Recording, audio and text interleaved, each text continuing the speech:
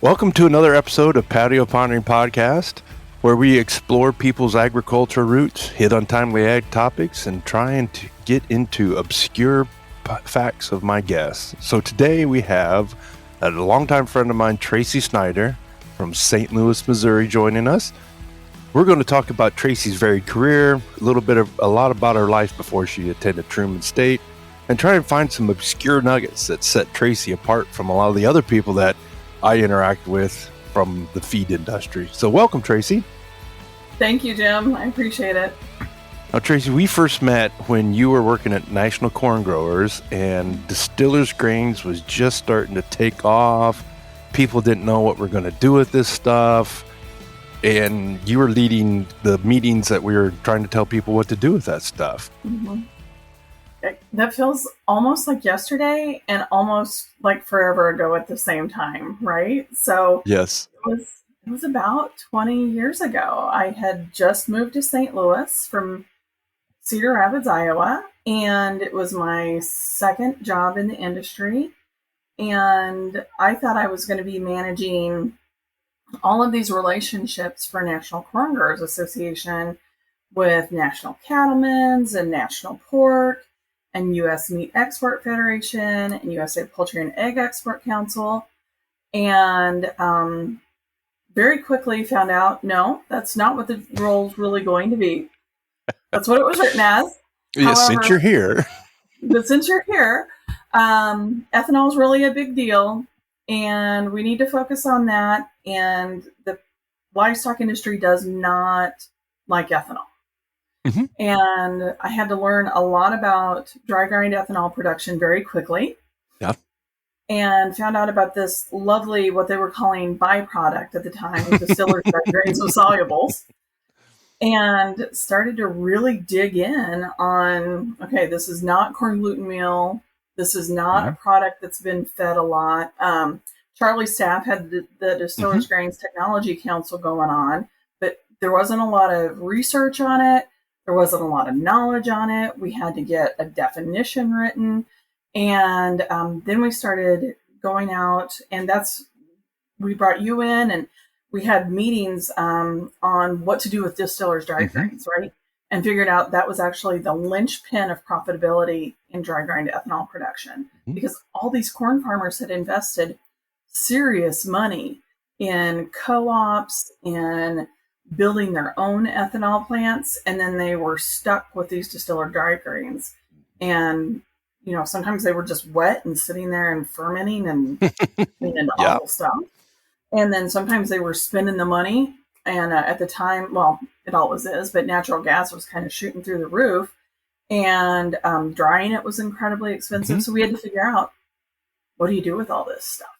So yeah, that's a long time ago now, but it was a fun challenge.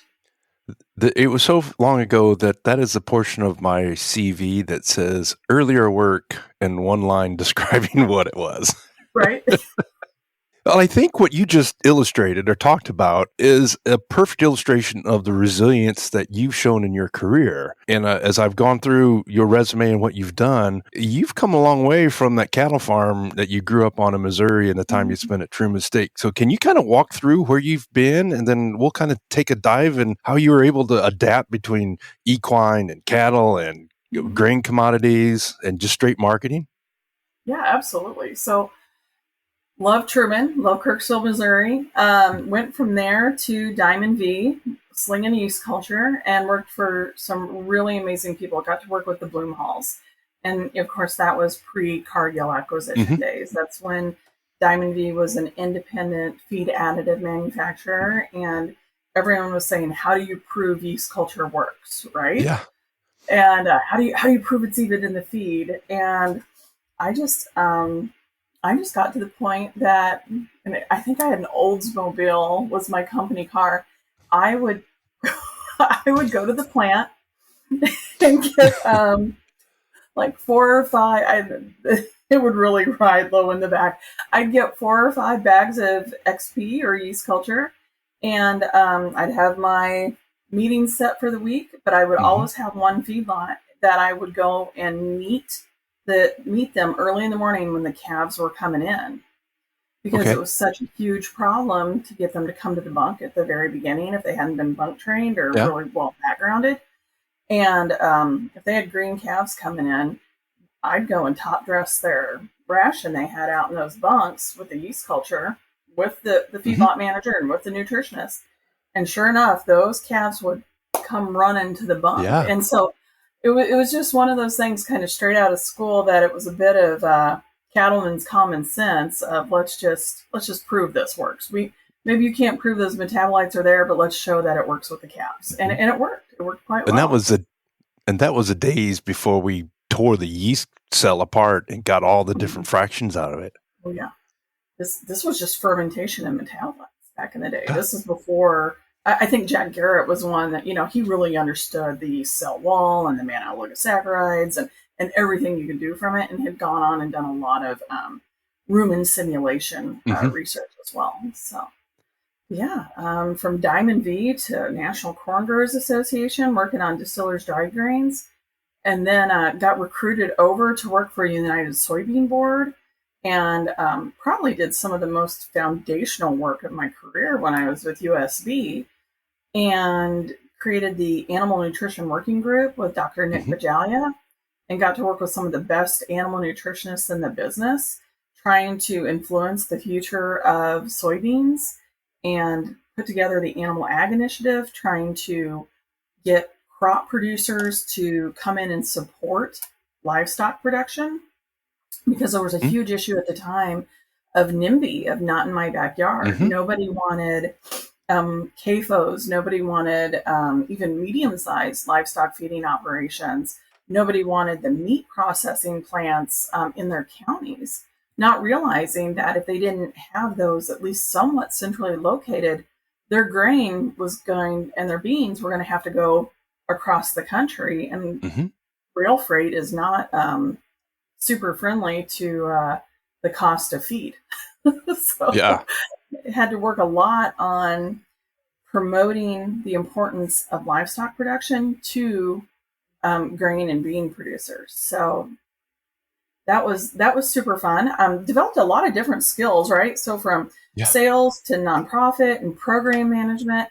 And when I was at USB, I think we went through 4 different audits because the checkoffs were getting challenged at the time. So I learned how to interact with USDA auditors and Office of Inspector General auditors, and then there were independent external private auditors, and the ability to say, here are all my project files, and have Hmm. it in triplicate, if you will, kind of little TPS report, right? But the importance of not just knowing the people, the importance of not just knowing what you do, but also having to document it and being Yeah. able to back it up.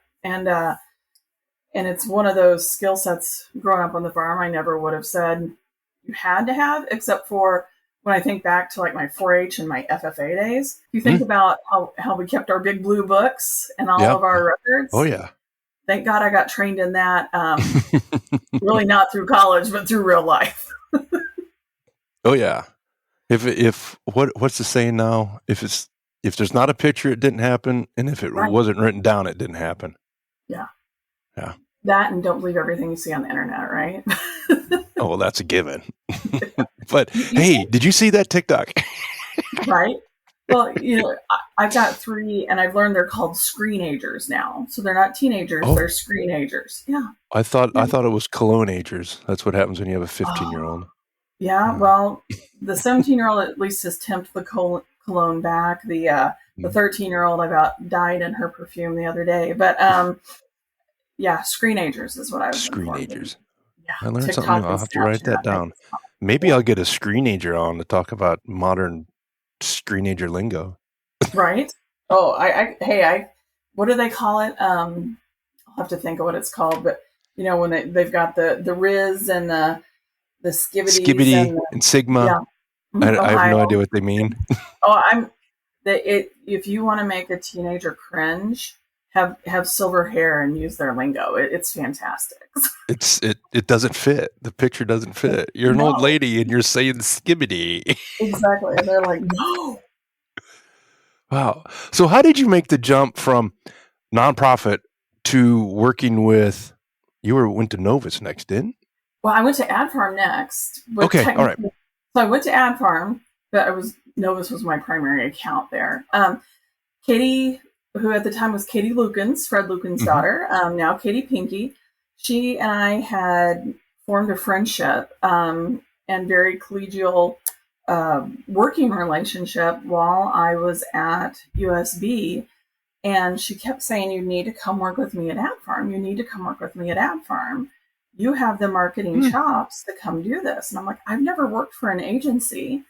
Yeah. But at the time, I was doing a ton of international travel. Ben, who is now 17, he was, I want to say 2. And I was getting really tired of 2 and 3 week runs to Asia with a toddler at home. So I made the jump to Ad Farm and helped set up the St. Louis office, and Novus International was my primary account there. And so started as an account manager, became the strategic lead for all things livestock, and got to interact with Top Pigs and Hubbard. We had Merck at the time. Well, technically we had Shearing Plow and Merck, but as acquisitions go, it became just Merck. Mental health, and had Novus, obviously.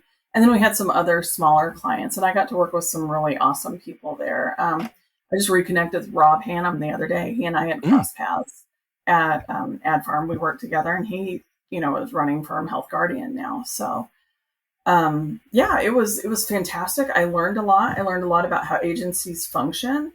I think Ad Farm is probably one of the best ones out there. I have a lot of respect for them.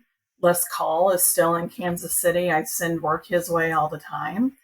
And just really, really good people. I think Roger has stepped down as CEO and his son has stepped on out of North Dakota. But just fantastic people to work with. And then Novus was my primary account. And I had a really interesting lunch one day with Trisha Beal, who has gone on to be CEO of Farm Journal Foundation. And she's like, we just need you to come in-house. And I said, typically we can't do that, agency to client side. And I had a great conversation with Bob Wilhelm and told him what had gone on, and we were super upfront about it, and everything was very clean. And I made the transition to Novus, and I was there, I want to say almost 6 years, through quite a bit of transition. So, yeah. And then you went back to the agency world? I did. And I went back to the agency world. I really cut my teeth in crisis communications management at Novus and international global marketing at Novus, managing a very matrixed organization and working with tons of global talent and global personalities there. And then Melanie Fitzpatrick, who I hold in great esteem. She's vice president of, I want to say, state and grower relations and membership at American Soybean Association now. She and I had worked together at National Corn Growers Association. She and I had brought her over to United Soybean Board afterwards. And as weird little life circles go, she had leased a horse that I had bred, owned, and trained. So, yeah. So she had called me and said, hey, I want you to come work with me at Bader Rudder. I need someone to run this Zoetis beef account and stop the turnover. Because I guess there was a lot of turnover going on. And so I came in, and just an incredibly talented team of account managers, account executives, and just loved them to pieces. They were just fantastic. And really worked to build a great relationship with the Zoetis beef leadership there, Stefan Janicki, and had a really great run at Bader Rudder, but it was short-lived. They had moved, it was like a year, almost 2 years.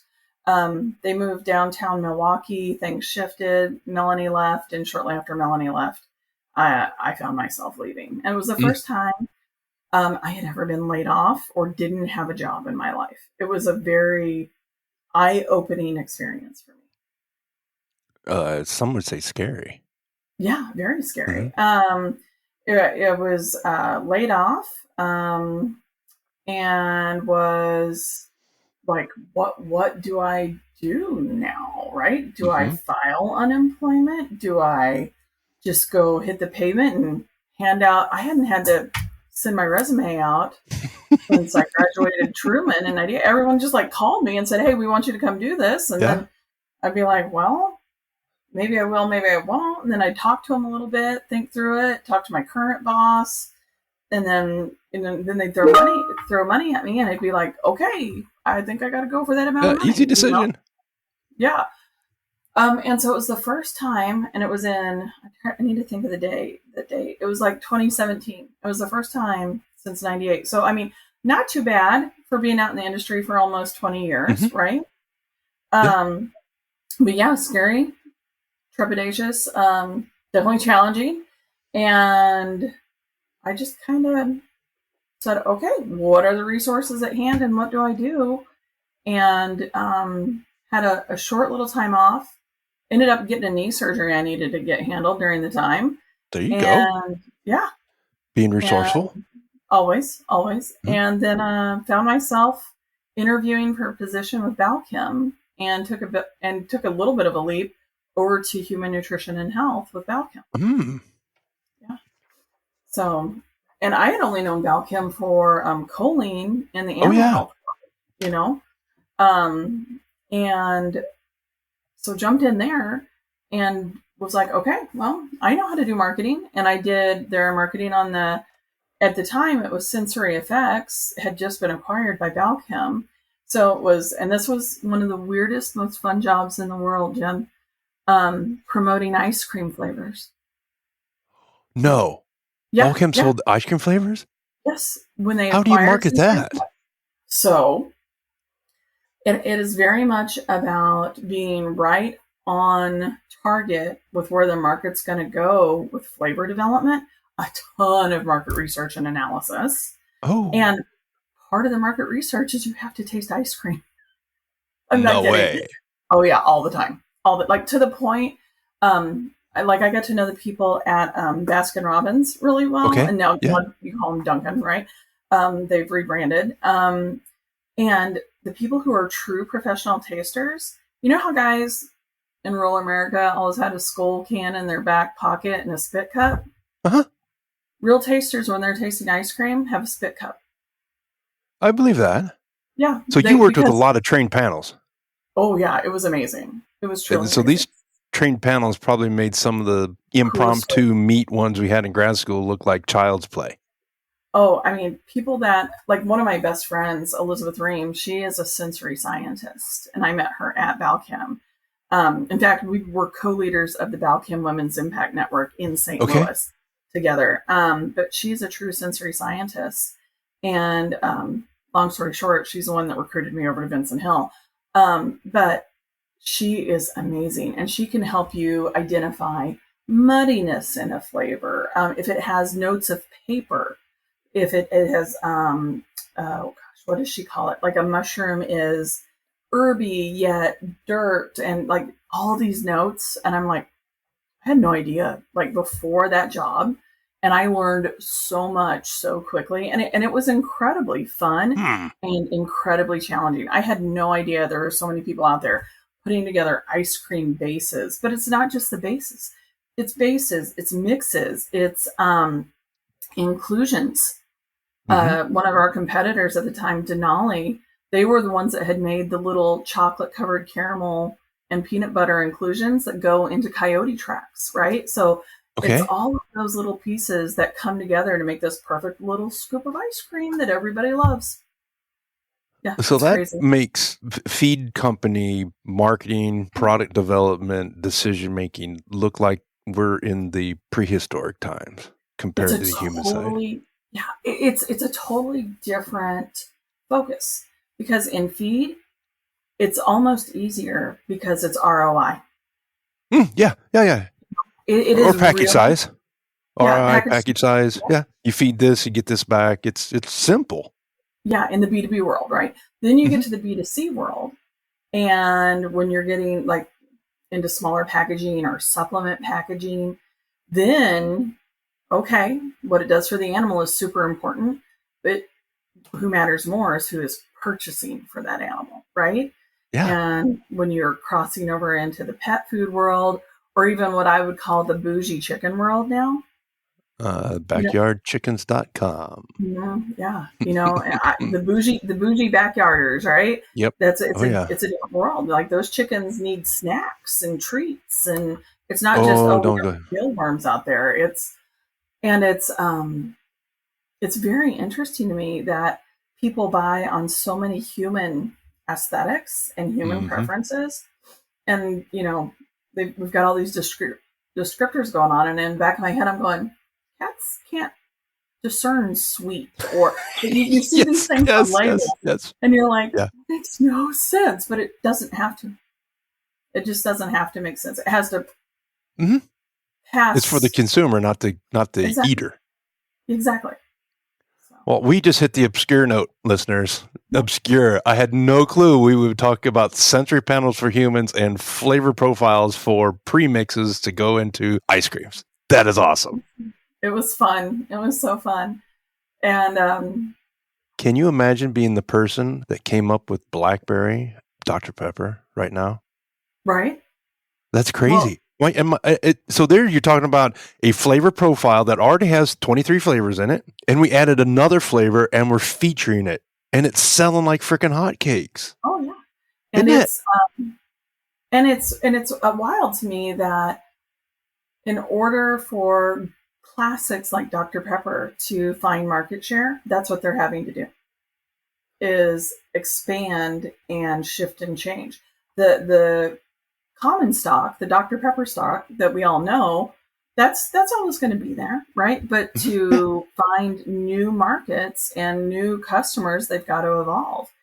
And I think there's a lot of challengers out there, especially with some of the thoughts on health of soda pop and the different consumptions. Mm-hmm. You've got Olipop coming up, and you've got Poppy. I Yeah. mean, I look at my teenagers; they're like, soda pop, not so much. Can I have a Poppy? The price differential is extraordinary. Yeah. When you were working in the human side, were some of the discussions in the marketing of we want to entice them with this special flavor, but we still want to make sure they buy the vanilla or the Neapolitan or the chocolate? Was it It incremental was growth? Was it trying to get new growth? part of the challenge was the organic growth in the ice cream market wasn't there. You mean the small O organic? Yeah. Yes, Mhm. the small O organic. Sorry. They growth Because was that really, time fat was bad. yeah, that was Yeah. bad. Organic growth in the ice cream market wasn't happening. So dairy's got to go somewhere, right? Yeah. And what you've seen was the yogurt market took off. You saw a Oh, ton of okay. Greek yogurt take off, all the extraordinary flavors, and then the differentials that came out. So you had Yoplait, right? It was kind of a standard. Yeah. Then people said, ooh, Yoplait has way too much sugar in it. Ooh, French yogurt style. And then you saw Chobani come up, and you Mm-hmm. saw Oikos come up, and all Locals, the yeah. Greek yogurts. Then you saw Siggy's and others come up with Finnish style yogurt. And the yogurt market boomed for a while. And then it started to fall off. And now, what do you see? Cottage cheese. Everything is cottage cheese right now. And And German people like me have been eating that shit forever. right.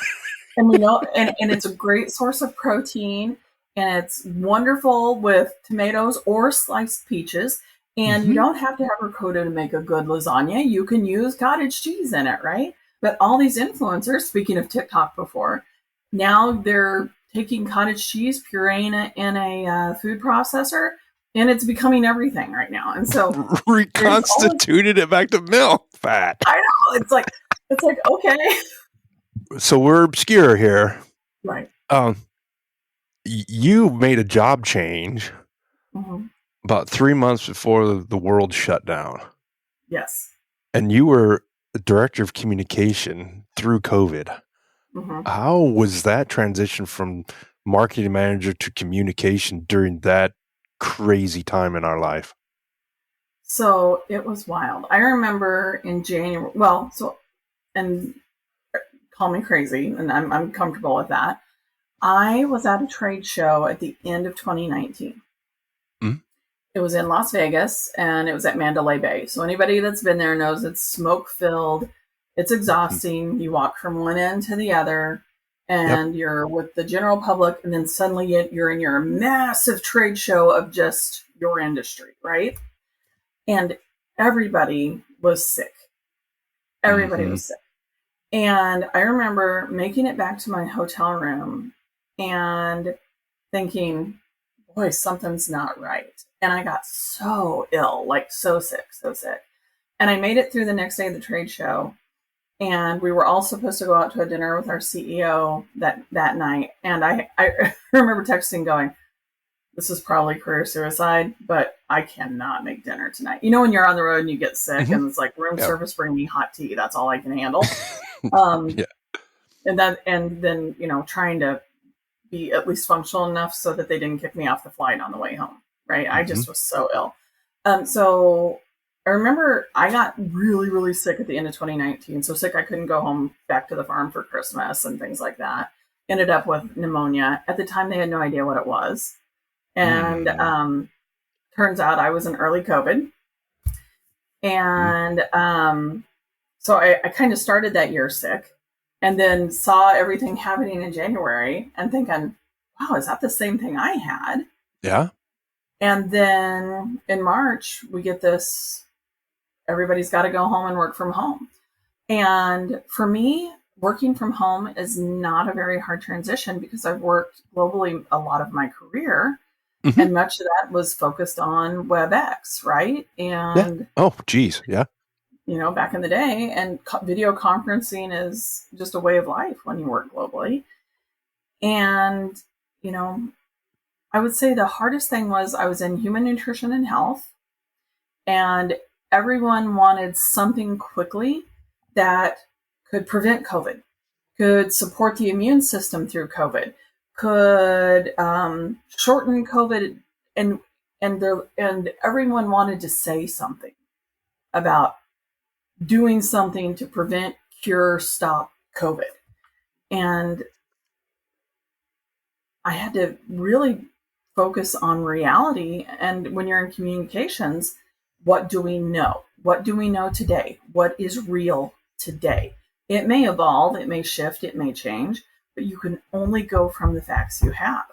And when people are looking for a quick fix, it's sometimes you are the wet blanket in the room of we don't even know enough about this disease to say that we know what would help with the disease, right?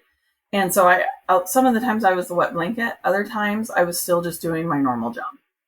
Okay. It sounded like we needed a cadre of you in Washington, D.C. at the same time. But if I had more we're not going to patience, go there politically. Well, I was going to say, if I had more patience, I would have been in DC and stayed a long time ago. But I got a lot of that when I was at NCGA and ran the halls with all the ethanol stuff. So Yuck. there's just a Making lot my of screen crawl trading. thinking about that. Yeah. So you got to experience as a communication director a crazy time of life, and your being wet blanket, I think, is unnatural for us. Come from a scientific background, agricultural background. It's easy for some people to say, "Hey, it makes sense. Let's go." And being a wet blanket, maybe that handbrake, then whoa, let's hold off. Did you find that you were doing that more than your colleagues? Less, or is it just you didn't notice it, you just did it? In many cases, I probably do it a bit more because I tend to be cautious. I tend to err on the side of conservatism. And with the background in the feed industry, we're so highly regulated. It's insane to me, actually, how much more regulated the animal feed supplement industry is than the human supplement industry. Oh, it's nuts. It is wild to me. I mean, because coming from animal feed, there was what you could say and what you couldn't say, and then what would get you a stop sale, right? Yeah. And then in human nutrition, it was like the wild, wild west. I would say, doesn't this have to go by regulatory? And people would be like, regulatory? And I ended up... and the great part about Balchem was they had animal nutrition too. So I made a very close friend in Christine Lukasik who ran regulatory. I think she still does for Balchem. And I would call her and say, all right, let's talk reality and then let's talk human nutrition for a while. And then, because I was almost too conservative coming from animal feed. Yeah. And people would be like, no, you can say this. And I'm like, can you? And so surely there's a guardrail somewhere. There's some, but I think you're starting to see more Amazon kind of locked down on some human supplement manufacturers. And though I think a lot of that was because they decided to become their own manufacturer. And I think it was more money driven than maybe that's true. Altruistic. But, such as capitalism, right? But there are some guardrails, but Jim, it is not like the animal feed industry. You've touched on it once. And with your work on the human side, I've seen a phenomenon in the last 3 or 4 weeks. And it baffles me on one hand, but as you're talking about the human side, and we bring up the word that I learned at Purdue in 1990, anthropomorphization. I didn't say it correctly. Anthropomorphism. There you go. One? Thank you. Yes. Took me a second. There is, and you already brought it up with chickens, there is a push, and it's been a push for a while, to homestead and know where your food comes from, right? And I'm going to mix my own feed because those nasty feed companies put crap in there that we don't need, okay? Whatever. It's got red dye number 4, okay? And we think that we're going to do all these special things for our pets, which are really our children, and then we go to the TikTok shop and we buy 50-pound bags of black soldier flies that are non-GMO and organic from China. Straight from China. And on one hand, we're doing this really altruistic, we're looking out for our health, and we're treating our animals better than we do our children at times. And then we go and buy something on trust from a country that, in our experience in the feed industry, we got to be careful trusting. And you were experienced that from the human side where, we can say this, it's okay. Yeah, and boy, I would put a big caution, bright red blinking light on anybody that trusts and doesn't verify. And that probably comes from that ranching background of trust everybody and brand your cattle, right? But man, chain of custody documents, you need to know what's going on. Testing for heavy metals, you need to know what's going on. I mean, I refer back to crisis communications and crisis management. And I've learned a lot in acquiring companies and who is trusting blindly and who is trusting and verifying. And it doesn't that's an illustration of the fickle nature of humans. Yeah. On one hand, these people are talking about how I'm being healthy, I'm taking care of my animals, their eggs are better for whatever reason. And you and I can have a scientific discussion about whether it's right or wrong, okay? And then they blindly take this ingredient from a country that we shouldn't trust without the proper verification. I'm not saying that that's all bad. They don't have the verification. They're trusting it's something on the side of a box that has spelling errors in it and saying, oh, this is so great. On one hand, they're doing one thing, and the other hand, they're doing the complete opposite. Right. I mean, the whole idea of make your own sounds so wholesome and so lovely. And I say this, I've got tomato plant starts and cucumber starts in my garage. Yeah, that are going to go in my raised bed garden in my backyard, right? That's going to happen. But I also make my own compost and things like that. But I know how to do it. I was raised with it, right? But I'm not importing things to do that, thinking I'm doing something wholesome.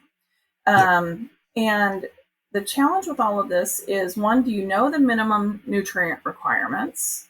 2, do you know what the optimal nutrition situation should be? I love make your own theories. I love them. However, I know a lot of people that would buy whole complete feed and then dump a ton of supplements on top. And I'm like, Dilution, dilution, dilution. right, you're diluting and you're literally just passing through the animal. How much do you want the kidneys and liver to work? Right? Yeah. But there's so many challenges that come with making your own food, making your own feed for animals, and then importing things and not verifying. And so unfortunately, heavy metal testing is expensive. It takes time, but you also need to have some scientific knowledge to interpret the test results you get back and understand. And even, and Jim, one point I'll make, and this is, just a scary one, it doesn't even have to be an imported product. Well, if it's got aflatoxin in it, there technically it's no safe level of aflatoxin, right? Depending on the species. But there's just so many different things out there that there are theories, there are TikTok teachers, there's a ton of influencers, but boy, trust but verify. I would trust but verify. That would be so I bet you can guess what my response is as a soybean farmer and a swine nutritionist. Soybean meal is so much more cheap. Oh my gosh! Yes. You're paying like $1 a pound for protein, and if you went to the soybean meal, it's like 22 cents or 20 cents. And black soldier larvae, neat idea, cool idea. There's places that it works. That's great. A nice little treat. Yeah. But animals are not made to be vegan or vegetarian for the most part. There are some that are, omnivores, and they're good there. But if you're feeding flies and insects, technically that still falls within an animal category.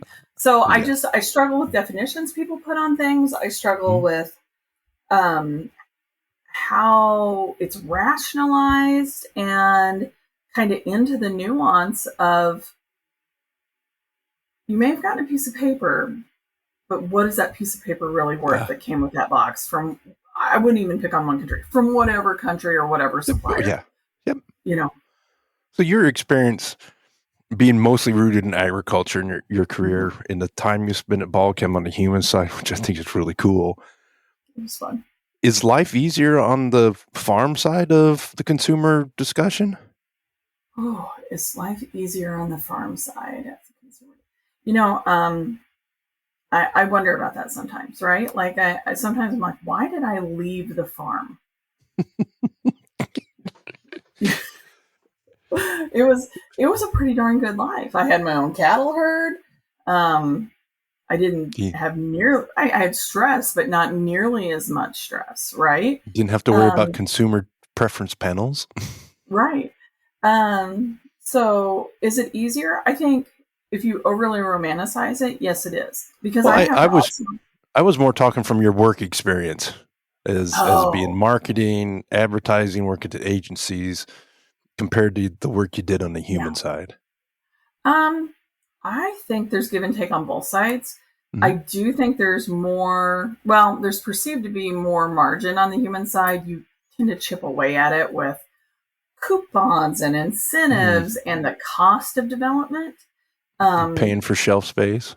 Oh my gosh, the whole retail game is a challenge. Yeah. And then moving beyond the retail game, and then the optimization you have to do to rank on Amazon and any other type of online buying. And then, we've gone through this whole shift of brick and mortar to retail, to online retail, which just, and maybe it's just Gen Xers that feel this. It almost makes me laugh because I go back to my days of, remember when you would get the Sears and Roebuck catalog? And the JCPenney catalog. Yes, those two. Yep. And the Montgomery Ward catalog. Do you remember Montgomery Ward? Even before that, yeah. Yeah. And, and I'm like, all we've done is taken catalogs and put them online now. And we've shifted from catalog, kind of the spoke and hub shipment process to the online. And it was like brick and mortar kind of was in between. And now we're back to where we were, just a different medium to take it in. So, and it's immediate. So I and kind your of laugh pictures about can that. be videos instead of a static. The one right now is going that I've seen lately is the JCPenney spring catalog from 88, 89, 92. And you got these women in the floral patterns standing there. Right. And now you can have a 3D view instead of just her Mhm. standing there with her hat. Well, and you can say, okay, I'm this tall, I weigh this much. That model kind of looks like my body style. And that's what it will look like on me. Mm-hmm. Oh, okay. And I think that probably reduces returns, which helps with the overall cogs on everything too. So that helps a little. But there's also an underlying. God, we're going in the weeds again. There's also an underlying theme there that online is cheaper. Yeah, as short term. I think here's the thing. Anytime you introduce something and you're trying to convert, there's always a form of cannibalism that goes on there in the market. And then you start getting competitive. And you're going to have some that race to the bottom, and then some that go full premium. And then you get the middle ground. Well, I sold a lot of a particular swine supplement that went to a segment of the swine backyard population. It was on a couple online platforms. And by the time it hit your door, it was twice the price of what you could go to a local dealer and get it. The only difference was you could sit here and order it at midnight, kind of like I ordered planter parts last night at midnight, and it would be here 2 days, 3 days, whatever it was. But it was nowhere close to being cheaper at all. And there's that pay for convenience, right? And we've always known that people would pay for convenience. But to your point on the planter parts, my husband and I were having a discussion. I want to say it was just this past weekend over why the preference for certain tractor brands. Okay, whether people were back in the day, whether they were green, they were red, they were blue, whatever they were, And I said a lot of times that was dictated by your local dealer and who had the best service and who could have parts there so that when you broke down in the field, you could get to the shop, or better yet, they'd send someone out to you on a parts run. Yeah. And the people that came out were knowledgeable and knew how to service whatever make you had sitting in that field. And you didn't have to wait for 24 hours to get back and rolling again. And I think that's, kind of a full circle piece there. But a lot of it was dictated by service. And now people have it's become a hereditary thing of we're a John Deere family or we're that's right. family or, but it's like, no, originally people bought the tractors. Yeah. And they liked them, or the combines or the planters, but it was about the service and the accessibility of the parts. Because when you're remote, how far did you have to drive to the parts store today? Well, there was special parts, so I drove an hour. An hour, right? So an hour there and an hour back, and $3,400 out plus, right? Yeah. That's not a light investment of a day for you. So yeah, it's what we do. I hope my wife doesn't watch this podcast. I didn't say the amount. I'm sorry. Yeah, no. My mouth was wrong. Yeah, $34. I didn't do the math. You drove an hour for $34 in parts. There's a decimal somewhere. I got it wrong. Exactly. But it's just reality, right? And it's about service, and it's about availability, and it's about convenience. As we've talked about this convenience and the tractor discussion is a really good one because we've had so many dealer networks in ag, whether it's farm equipment or feed. How has your approach to marketing and advertising changed for two reasons? One, between agency and a product company, and your time, the last 25 years. Oh, wow. I mean, originally we called them slicks, right? The big, a bifold, 4-color, beautiful ad. That was the concept. Oh my gosh, one of the best ones I was involved with was for bringing Zilmax back. And Zilmax was zilpaterol hydrochloride, and it had been taken off the market, and people were scared to death of it. It was a beta agonist, but it helped increase ribeye area. And then FDA reapproved it, but no one was willing to use it because it had already been removed from the market once. And back to its ROI or its economics, we could easily show a 2-to-1 ROI with all the research on that. And we created an ad campaign called "It's Zilmanomics" because I don't know, it just stuck in my head. From of it's the economy, stupid, right? If you remember that whole interview, I can't remember if it was Meet the Press or something. It's the economy, stupid. Anyway, and Eddie Mai was one of my personal heroes. So it's Zilmanomics. Well, so the whole concept was built around the bull on Wall Street. And and I got to learn firsthand that the sculptor of that bull, Arturo de Modica, since passed, had a very good law firm in New York, and you had to pay rights to use that big, beautiful. Even though it's sitting outside of the stock exchange. Yeah. It is a piece of art. And so you had to pay rights. Yeah. You had to pay rights to Arturo de Modica. And at the time, and this was for Zilmax, because that was the concept, we literally had a full photo shoot set up in New York City in front of the stock exchange. You have to pay the city of New York, and then you have to pay the artists the rights, and those were like the big, huge concepting days, like not Mad Men type, but still really fun ad work. And it was all about the big image first. And we've now evolved to the image is important, the content's important, but what is the search engine optimization? How fast can you beat that Google algorithm? And Google, has shifted and shifted and shifted on their algorithms. So I would say now it's very much digital first. Print's nice, and people will still buy print. No channel in marketing has truly substituted for the one in front of it. Like people kept saying, "Oh, digital marketing will take the place of print." No, there are still people that want to go through magazines. They still do, or newspapers. But you don't think that concept first. You think, how is it going to resonate digitally first, and how is it going to work with the algorithms, and how is it going to work with content marketing? So the way of thinking has changed a lot. It adds another layer of nuance that you have to think about as a marketer. Oh, absolutely. So now you're not looking at circulation numbers. You're looking at that over here. You're looking at click-through rate and follow-up rate, different matrices than we did before. How do you like that? I knew what click-through rate was. I'm happy you do it. Well, and we can track everything now. Like if you're willing to pay for it, you can track. In fact, you can track where someone's moving their mouse on the screen if you're willing to pay for it, right? Wow. You can have all the hot spots.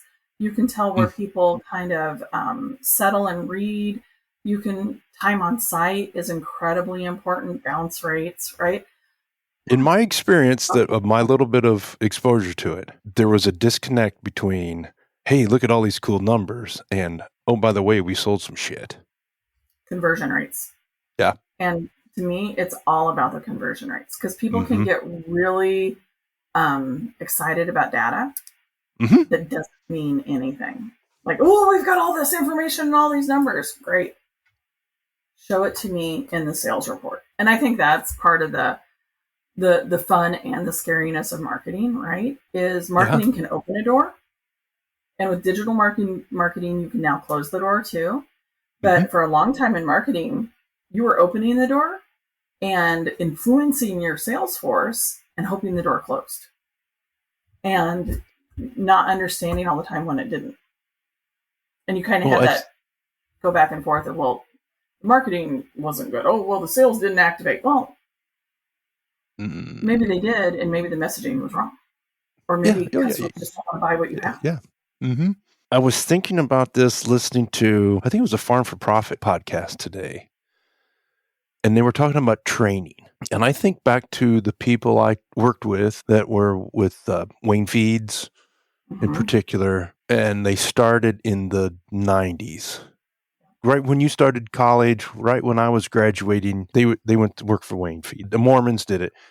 And they would spend 3 to 6 months on site training. And they'd have a week on this subject and a week on this subject. And they had homework assignments and manuals and texts that went with it. And when they went to the field, and this also applied to seed corn and equipment, they were the experts that could answer your questions there. And it was supported by a marketing advertising department that supported it with follow through. Hey, I've got this great pen. You've already heard about it. I'm going to tell you a little bit more because it was teased in the advertising and I'm your on-site expert. Oh, you want to know the chemical makeup of the ink? Let me go talk to my expert and I get it back to you. And what do we do now? We hire a guy. We spend a week in the office so you know the people and get out and sell some stuff. And we don't have anything for you to advertise. Go to the website. We've truncated so much in our industry that we got a lot of people trying to sell stuff that don't know what they're selling. Well, and I'm guilty of it in my time. It's everywhere, right? I remember when I first started at Diamond V, they said, we assume 12 to 18 months of liability with, now this was a long time ago, 12 to 18 months of liability as a new hire before you are a return on investment. In other words, when you hired someone, you were considered a long-term investment because they were investing in you with the training, and it was in-house training, out-of-house training, and sending you to, I feel like I went to master's level nutrition courses and took the short courses at Iowa State. Not just for my own knowledge, it was to pass on to my customers, right? And it was truly, they invested in you. And it was right on the verge of, you saw people going from, I've worked for this company for 35 years, I've retired, and I have this amazing pension, to, okay, well, now we're all betting on our retirements with 401k. And, we've shifted to, we're going to be our own money managers. And it was just right before the Enron scandal as well with ESOPs.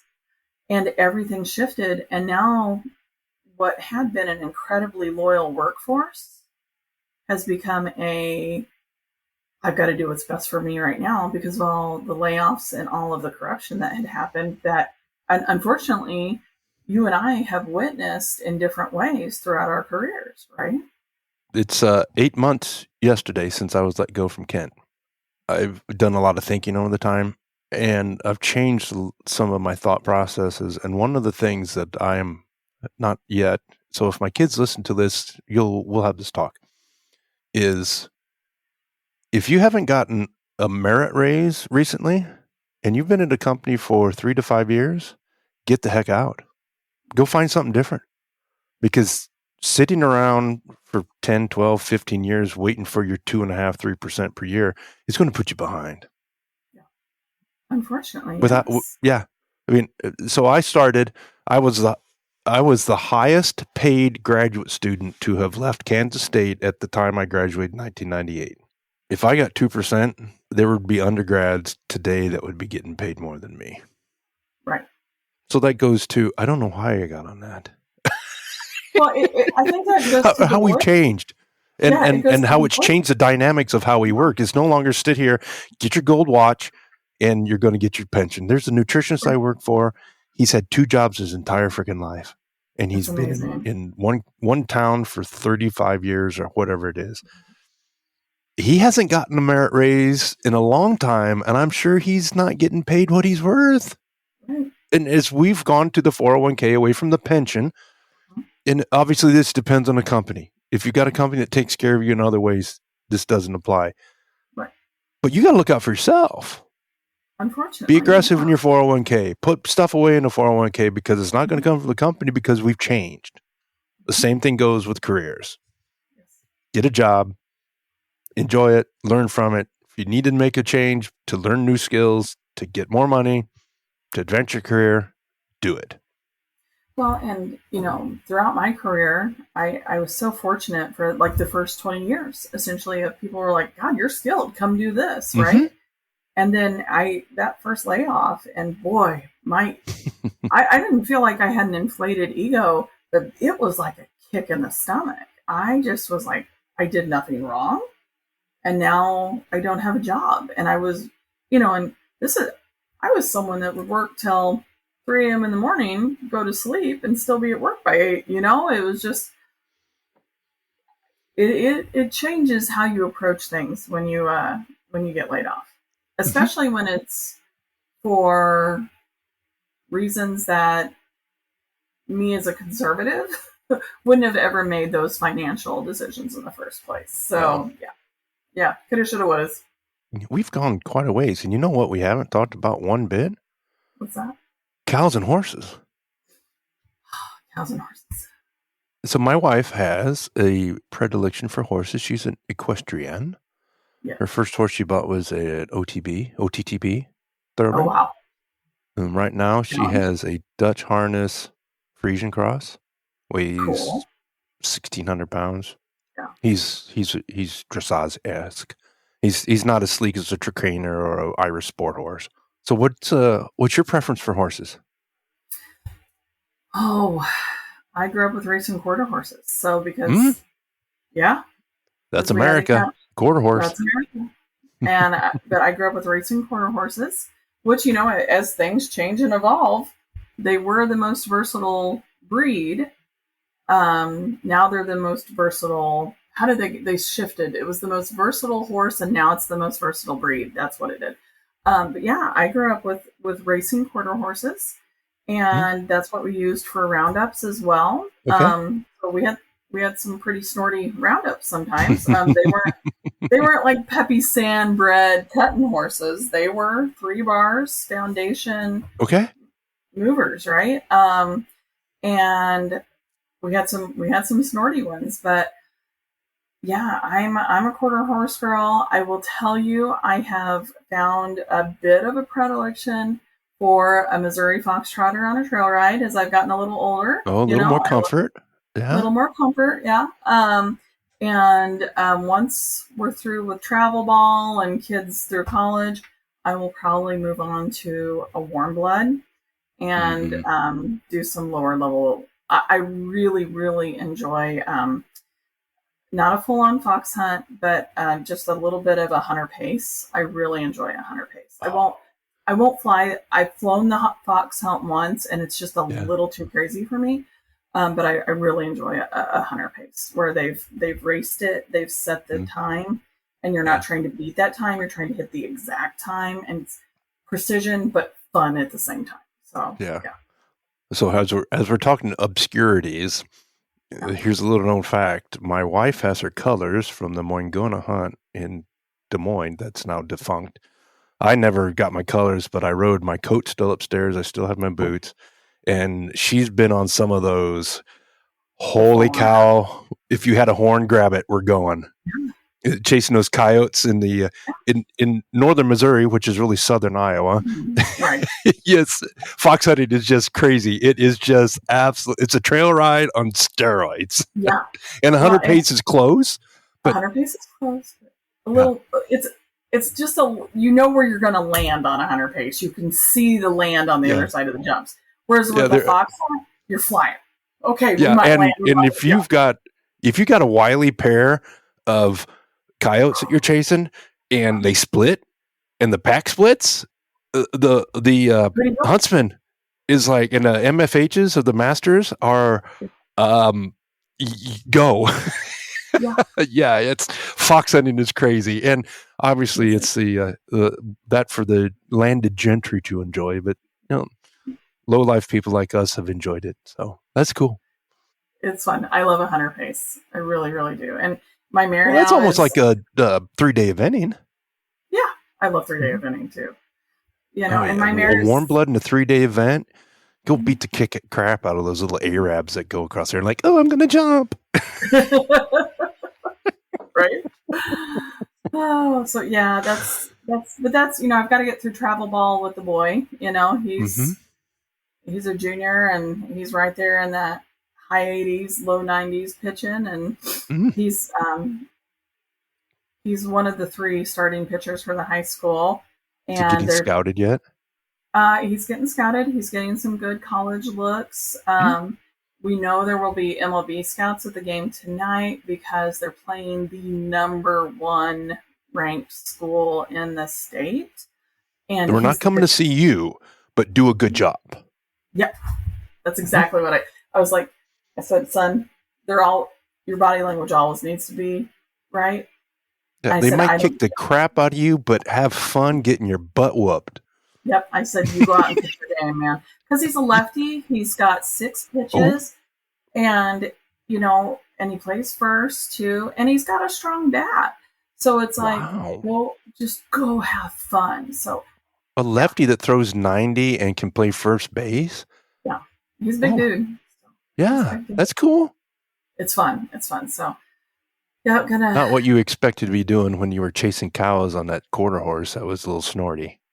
No, but but looking back on it, I never realized, because my dad had been called up to Seattle, but it wasn't the team that's at Seattle now. It was like the Seattle Sound, the Seattle Storm, something different. It's since become the Milwaukee Brewers. It was, and he went to the camps for pro, and then broke his ankle and had to come back to the farm.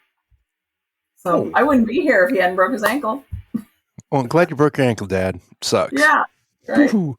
Hey, Good job, sweetie, I broke my Papa. ankle. Let's go upstairs and do some farming. So yeah, he came back to the farm and met my mom actually on a roundup in North Missouri. So yep. As you've had a varied experience in your career, from the nonprofit to agency to product to promotion, hmm can you think back to anything on the farm or the ranch or your roundup, Yeah. 4-H, FFA that helped you have the resilience to make the shifts? Because each one of those has different expectations and different skill sets that are needed. My dad has a coffee cup, and on it says, "As I suspected, I was right all along." Oh, he's Which one of those guys. He's one of those. And it's one of those things my siblings and I talk about a lot of, wow, Dad was right. And I'm gonna say, one, good strong upbringing, right? Mm-hmm. And I'm gonna go a little sideways on you for a second, Jim. I'm gonna say being rooted in Christ and knowing that God has me no matter what, and that there's a foundation here that I know everything's going to be okay, even if it's not okay in this moment. That I am going to walk a straight path, and I'm going to trust in God and know that when you're called to do something, you may not always have the skill set at the time that you're called to do, but you're going to develop it as you go. And I say this, I think about FFA. I was a creed speaker. What people don't know about me is I stuttered and had a tongue thrust from the time I started talking till I was 8. And I'll still have stuttering moments, Yeah. but not like I used to. And I went through speech therapy. And again, this was rural Missouri. We didn't have preschool. I didn't start speech therapy until kindergarten. Oh, my mom was a speech pathologist, so I know what you went through. And now that you say that, and as I watch you speak, I can see that you've gone through speech pathology. Oh yeah, I had to, because I there were so many words I didn't say correctly, and think about the juxtaposition of that. Growing up in tiny little nowhere Crane, Missouri, in the southern part of the state, and finally getting speech therapy in kindergarten because it really wasn't available. I mean, the doctor could have prescribed something, but my parents would have had to drive to Springfield an hour away or Kansas City 4 hours away to really get to a therapist at the time. And just working through all of that and thinking about how I've spoken at the BBI meetings on ethanol and dry grind ethanol production, and it's a real juxtaposition of just there's always a challenge, you've always got to overcome it. And then back to the farming roots, getting up early. Boy, there were days I did not want to get up and feed a bunch of bottle calves, but I would get up. Yeah.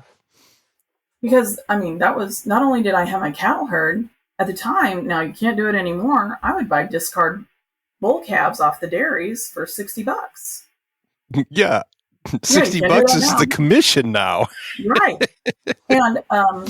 And we built all our own hutches, had them lining the backyard and on the inside of the hayfield, and would get up and mix bottles early in the morning. I'm talking early in the morning. Go feed calves, go muck stalls, and then shower, get ready, go in to practice. Because I did 3 sports through high school. I did band until I couldn't, like the time was just beyond. Because I would go, because at that time you could do 2 a days for practices. I don't think you can anymore. 2 a days. Yeah. And then I was yearbook, I was national honor. Like I did everything because it was a small school and I'm an achiever. And so, yeah, I learned really early on the value of time management, of facing challenges head on, that you're never going to face a challenge that there's not an opportunity to beat it. Right. Yeah. And just gritting it out and hard work. But I would say there's a few things I've noticed, over the years. Like I have a bachelor's. I passed the ARPS. I'm a professional animal scientist. I've taken some master's courses. I'm almost done with my MBA. And now people look at a bachelor's like it's a high school degree, and I'm like, man, when I did it, I did undergraduate research. I went to one of the hardest universities in the state. Yeah. And it's, now it's kind of like, oh, it's a bachelor's. I'm like, man, when I went, we were earning it. I think it's a different level. Yep. Or don't waste your time going to high school 2.0 and just go into the job market. Well, and that's which is not what we were taught. No, not at all. But my husband is a tradesman. He works for the church. He could be a general contractor on any given day, but he works for the church and he directs all the facilities. He has a degree. And he was a registered nurse, and he left it to go do contracting. And his best friend is an electrician, and he's an independent entrepreneurial businessman. There is no shame in the trades. My son is looking at doing sports management. He's talked to some schools that have great programs. They walk you right into the master's program, and it's already supported. And then he's just been asked to help what is the guy? He's a carpenter through the summer. And I'm like, you might as well learn that from somebody who is a true expert carpenter, because that is a skill set you can always fall back on. And and my other thing to him was, don't ever forget Jesus was a carpenter, and so was his dad. So am I for him going to college and getting the college experience and getting, because he can do his master's and his bachelor's. So it's like they literally walk you in. It's a 5-year program. Boom, boom, boom, boom. Why not? I know. 5 years. Who cares? That extra year, whatever. Exactly. At 20, when you're 23, like, I gotta go one more year. It's like, what the heck? And you and I sitting here. 1 year now. Yeah, at a different age. It's like, it was a year. Who gives a hoot? There's so much perspective as you get older of, 1 year. There's so much that can change in a day. But at the same time, you and I were going through those distillers grains yesterday, and it was 25 years ago, 24 years ago. I still remember picking up the phone to Galen Erickson in Nebraska. Like, I remember those moments. And Gary Alley, God rest his soul, and at Mizzou since he's passed, and introducing myself, going, you don't know who I am. This is what I've been reading. This is what I figured out. What do you know about distillers grains? And then going, not a whole lot. And Brainers. and then Galen would tell you brainers. Exactly. That is neat. Well, we've covered a lot of ground, and like I said before we talked, we didn't cover much that was on this. Look at all these notes I've got that have nothing to do with the script. Thank you, ChatGPT, for the assistance. Okay. Hey, I love using ChatGPT. We didn't even talk about AI, but I love using ChatGPT, and sometimes I use it. So, do you know Vance Crowe? I don't know that one. Vance Crowe used to be the director of millennial engagement at Monsanto. Oh, okay. Illinois farm boy adjacent. His grandparents farmed. He didn't farm. He is now on his own doing podcasting, content creation. He's doing legacy interviews where he interviews parents, grandparents, and they save them for later. Really cool. Oh, that's cool. Yeah, really. He was talking about, on the podcast he did the other day, he was talking about driving home from his office home and was using his AI platform, I assume it was ChatGPT, I don't know, and was talking with it to generate a proposal to show to his wife. And that was the same day that I wrote my big piece on the Pope. And I was riffing to ChatGPT. And I had my headset on, and ChatGPT and I had edited something, and I'd say, "Oh, we need to add to it saying this. We got to include this," and da da da da. Of course, ChatGPT is great at confirmation bias. Like, "Oh, that is a great inclusion," but it's changing what we're doing. And people like our age that are adapting to it are in such a better place than those old curmudgeons that we know and work with. They're like, "Oh, that's just." And I ended up with a post on X to Vance. I use it every day. Yeah. I mean, to me, it's a tool. You've got to adapt and use new tools when they're available. And if it lets you be more efficient and speed it, even if it just gives you a starting place that you say, "Oh, I would never say it that way." It gives you something to have an opposition to that now you can write to it. The one thing I would caution on is legal. I've heard that it will literally go make up cases. Ooh. So don't use it. I'm going to go to Thompson in Auburn, and his son Connor will lead the experts to that one. Yeah, exactly.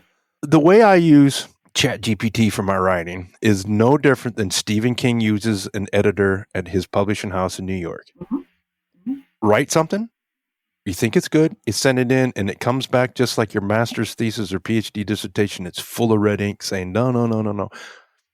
The difference is I didn't have to go to New York. Right. It was instantaneous. And just because ChatGPT or Claude Sonnet or Perplexity or any of the other platforms say use it, it's still your decision as a content creator to use it or not. Exactly right.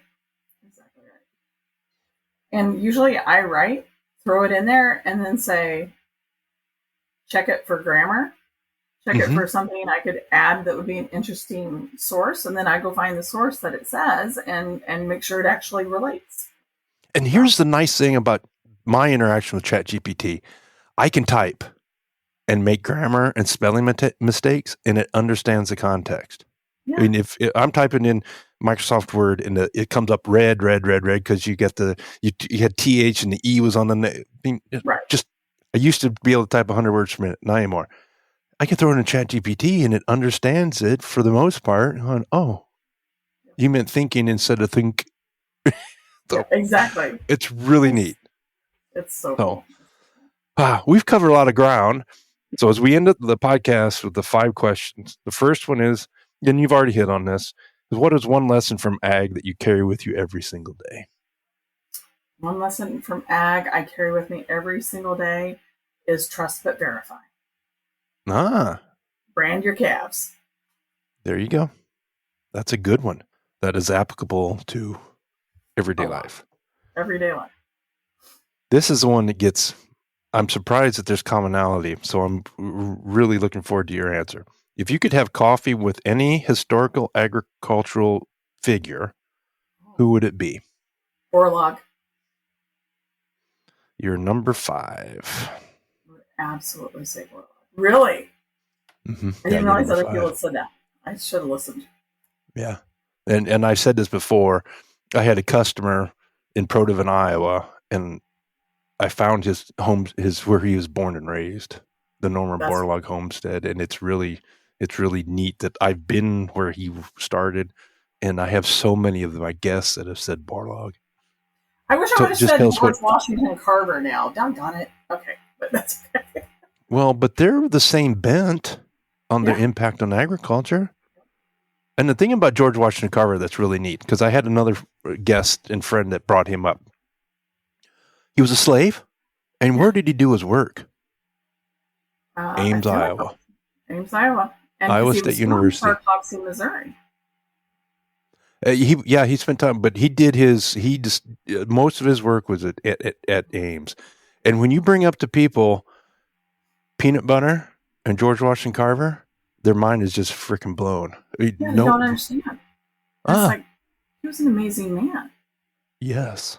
He has a really compelling story about how he was traded out of slavery. And imagine what he would be if he was post-civil rights. Oh, my gosh.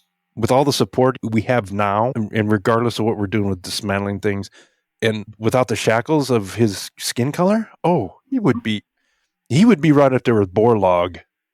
Oh, absolutely. Yeah. Absolutely. Cool.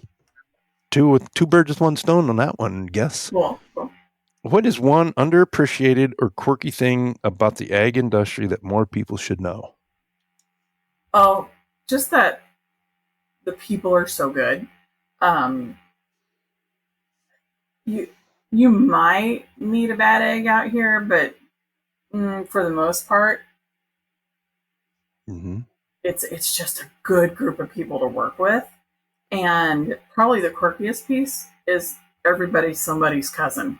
And it takes a little bit to figure out. Or know somebody, yeah. They're married to somebody, and I say that just coming from Southern Missouri. My dad would be like, "Well, they're so and so's your cousin, somebody's second cousin," and but he wasn't wrong. Like I get out here and I'm like, "Oh, you're married to who?" Oh, yeah. and it's the what do they call it? 7 degrees of Kevin Bacon. I'm telling you, it's less in agriculture. You figure it's out. It's probably 5. Yeah. 4 or 5 in ag. Yeah. Yep. And if somebody's a bad seed, almost everybody thinks they're a bad seed. You just don't talk about it. What is your favorite ag-related tool, product, or innovation? Probably selective breeding to genetic engineering. So the ability to select for specific traits and to be able to engineer to it. However, there's always, this is breeding, this is legislation, this is any action. There are always unintended consequences of good intended things. And so I say this thinking about the poultry industry right now. And I just read a study out of Texas A&M, which no new news, right? But they were predicting how fertility rates were going to keep decreasing in layers.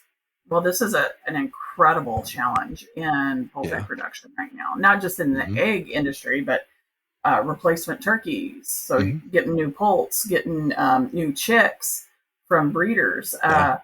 And maybe they did it. I need to read their methodology and see if they did it like just with data extrapolation or what the whole theory was there. But right now, hatchability and lay rates are incredibly challenging.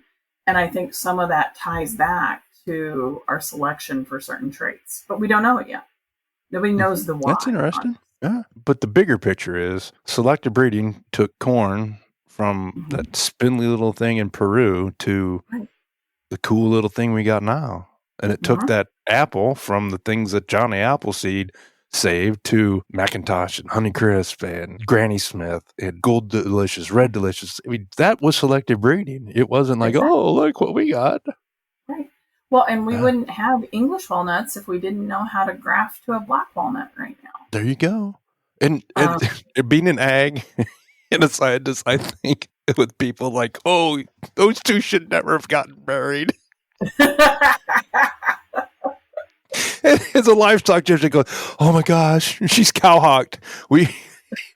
She's breeding to this little guy that's a spindly chested fella. Oh, yeah. Oh, well, you know, I mean, in my days of livestock judging, I'm always like, wow, the confirmation. Oh, definitely. Yeah. Wow.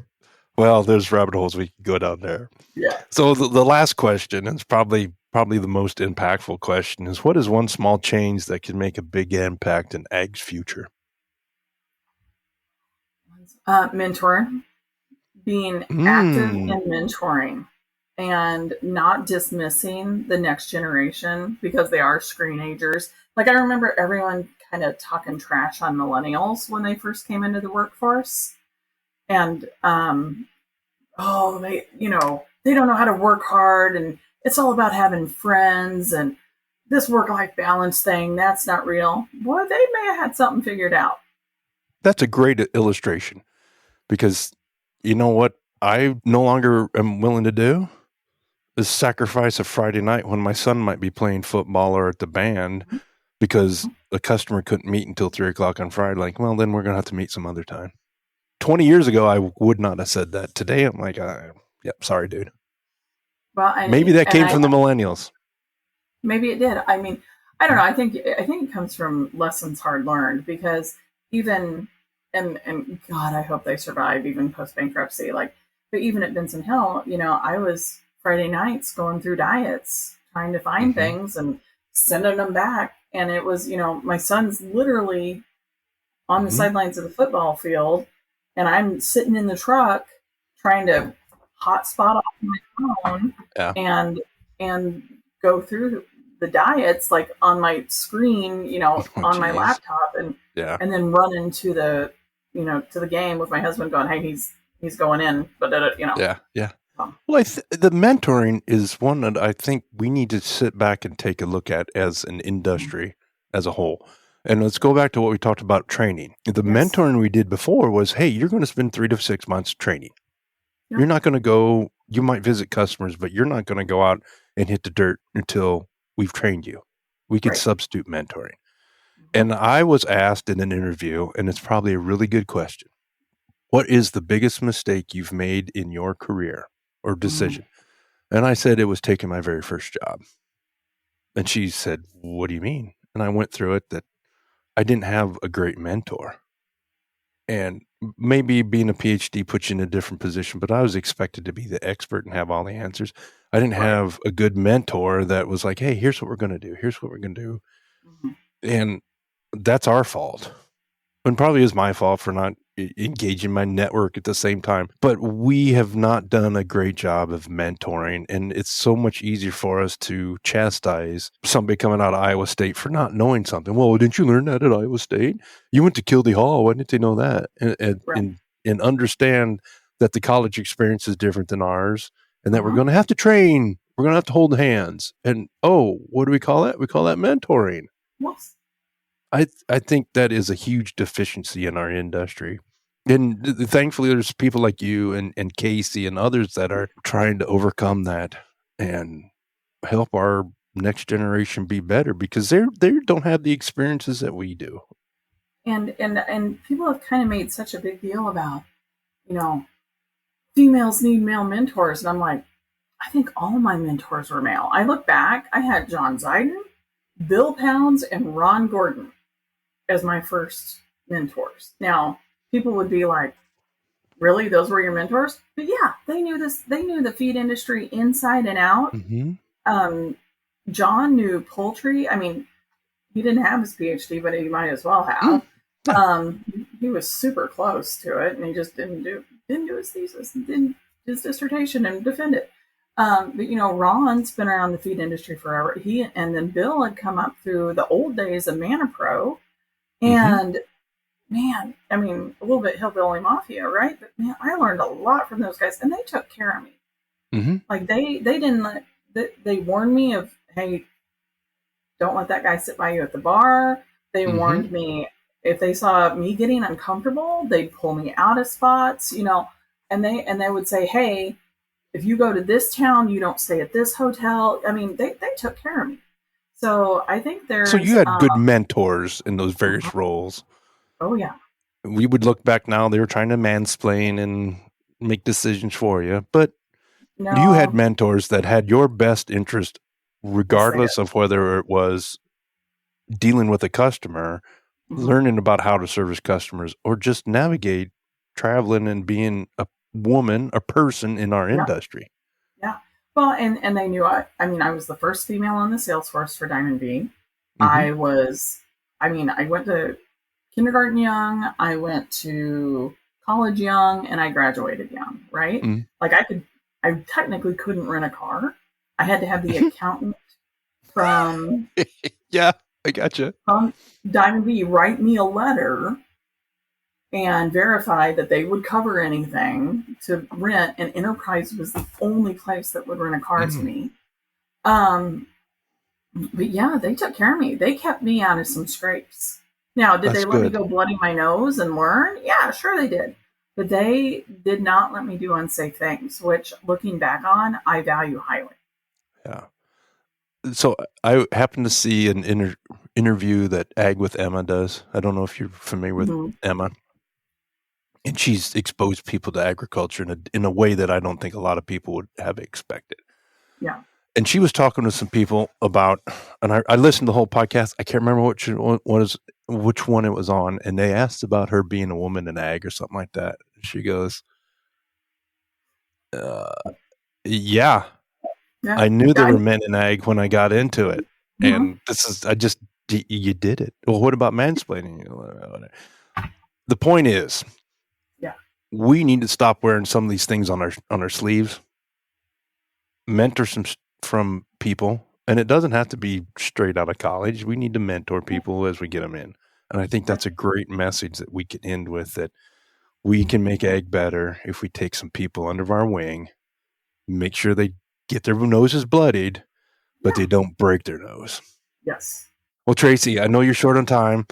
This was a great discussion, and it didn't go anywhere close to where I thought it was going to go, which is great. That's why I love this podcast environment. It's not like I don't have a producer going, no, you need to ask this question. Right. Thanks for your time today. Good luck in the future. And I'm pulling for that 90-mile-an-hour left-handed first baseman or pitcher first baseman. I'm looking forward to seeing you say, hey, he got it. So me too. Well, and just I'm ready to wipe some tears tonight. But maybe the team steps up. I mean, their team's not shabby. It's just they're playing a team that's already got an MLB commit and several D1 commits. So it's like they know what they're up against tonight. But thank you. We will take all the good energy we can get towards that. So.